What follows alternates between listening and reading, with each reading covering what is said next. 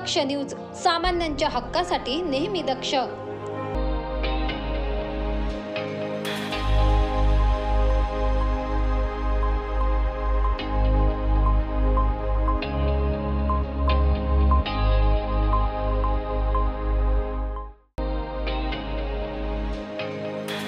त्र्यंबकेश्वर तालुक्यातील जिल्हा परिषद प्राथमिक शाळा ब्राह्मणवाडी येथील शालेय पोषण आहार शिजवणाऱ्या महिलेला कुकरच्या वाफेमुळे डोळ्यांना त्रास झाला आणि त्यांना तात्काळ त्र्यंबकेश्वर येथील ग्रामीण रुग्णालयात दाखल करण्यात आले। पण त्र्यंबकेश्वर डोळ्यांचे डॉक्टर उपलब्ध नसल्याने त्यांना नाशिकमधील सिव्हिल हॉस्पिटल येथे उपचारासाठी पाठवण्यात आले।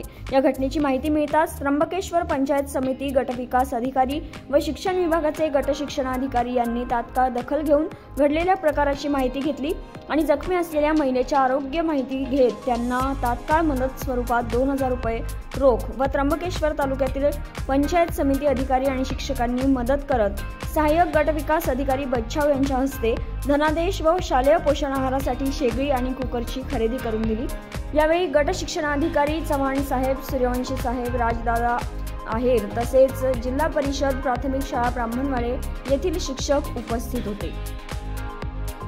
समक्ष जिल्हा परिषद ब्राह्मणवाडे शाळेत स्वयंपाक करत असताना स्वयंपाकी सोनाली गणेश गांगुर्डे यांना कुकरचा झाकण उघडल्याने वाफेपासून त्रास झाला होता चेहऱ्यावर। त्यांना मदत निधी म्हणून माननीय गट शिक्षणाधिकारी, त्याचप्रमाणे विस्तार अधिकारी, गट विकास अधिकारी यांच्या आव्हानाद्वारे मेसेज शिक्षकांना पोहोचवण्यात आलेला होता। त्याद्वारे शिक्षकांनी त्याचप्रमाणे आपल्या गट विकास अधिकारी माननीय लेडी साहेब, त्याचप्रमाणे गट शिक्षणाधिकारी चव्हाण साहेब, सूर्यवंशी साहेब, राजदादा आहेर साहेब आणि पगार साहेब यांनी सुद्धा आपल्या मदत निधीत हातभार लावून शिक्षकांच्या या मदत निधीस मोठ्या प्रमाणात आपल्याला सहभाग मिळाला।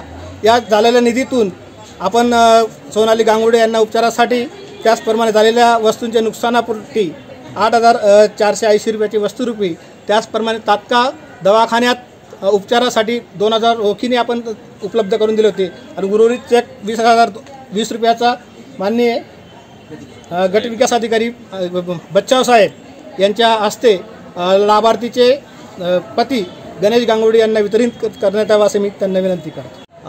ह्या जेव्हा शाळेमध्ये पोषण आहार शिजवत असताना त्यांच्याकडे असलेला जो काही गॅस होता, त्या गॅसचा अचानक शिट्टीमधून त्यांचा विस्फोट झाला आणि त्या अचानकपणे गंभीर प्रकारे त्या भातामुळे, वरण भातामुळे भाजल्यानंतर त्यांनी तत्काळ या ठिकाणी दवाखान्यामध्ये त्यांना उपचारासाठी पाठवलं।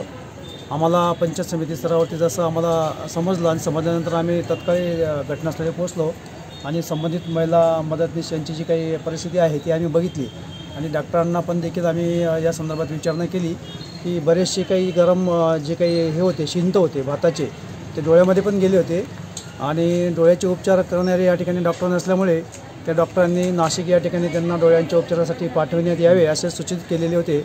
त्याप्रमाणे आम्ही संबंधित जे काही आहेत शाळेचे मुख्याध्यापक आणि त्यांचे सर्व सहकारी आणि त्यांचे नातेवाईक यांना आम्ही आवाहन केलं की आपण नाशिक या ठिकाणी जाऊन आणि ते डोळ्याचे उपचार करावेत।